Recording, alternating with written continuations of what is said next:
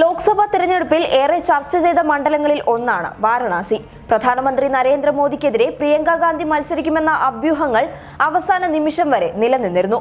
എന്നാൽ കോൺഗ്രസ് സ്ഥാനാർത്ഥിയായി വാരണാസിയിൽ തിരഞ്ഞെടുത്തത് 2014 മത്സരിച്ച അജയ് റായിയെ തന്നെയാണ്. ഇപ്പോൾ പ്രിയങ്ക ഗാന്ധി വാരണാസിയിൽ മത്സരിക്കാത്തതിന് വ്യത്യസ്ത കാരണങ്ങളാണ് കോൺഗ്രസ് കേന്ദ്രങ്ങൾ ഉന്നയിക്കുന്നത്.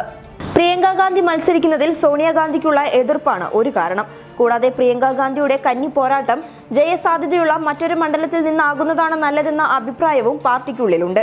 എന്നാൽ ഏറ്റവും പ്രധാനമായ കാര്യം അമേഠിയിൽ ഉപതെരഞ്ഞെടുപ്പ് വന്നാൽ പ്രിയങ്ക ഇവിടെ നിന്നും ജനവിധി തേടാനുള്ള സാധ്യതയുണ്ട് എന്നാണ് കോൺഗ്രസ് വൃത്തങ്ങൾ നൽകുന്ന സൂചന.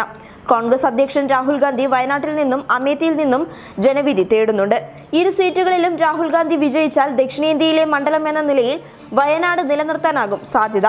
അങ്ങനെയാണെങ്കിൽ അമേഠിയിലെ ഉപതെരഞ്ഞെടുപ്പിൽ പ്രിയങ്ക മത്സരിച്ചേക്കുമെന്ന പേര് വെളിപ്പെടുത്തരുതെന്ന നിബന്ധനയോടെ ഒരു മുതിർന്ന കോൺഗ്രസ് നേതാവ് പറഞ്ഞതായി ദേശീയ മാധ്യമം റിപ്പോർട്ട് ചെയ്യുന്നു. വാരണാസിയിൽ മഹാസഖ്യവും കോൺഗ്രസും പ്രത്യേകം സ്ഥാനാർത്ഥികളെ നിർത്തിയാൽ BJP വിരുദ്ധ വോട്ടുകൾ ഭിന്നിച്ചു പോവുകയും ഇത് മോദിക്ക് ഗുണകരമാകുമെന്നാണ് കണക്കുകൂട്ടൽ. പ്രിയങ്ക ഗാന്ധിയുടെ ദൗത്യം 2022 ഉത്തർപ്രദേശിലെ നിയമസഭാ തിരഞ്ഞെടുപ്പാണെന്ന് ആദ്യം തന്നെ വെളിപ്പെടുത്തിയ കാര്യമാണ്. News desk public Kerala. Aiwa silks, Kasaragod, Kanhangad, Mangalore.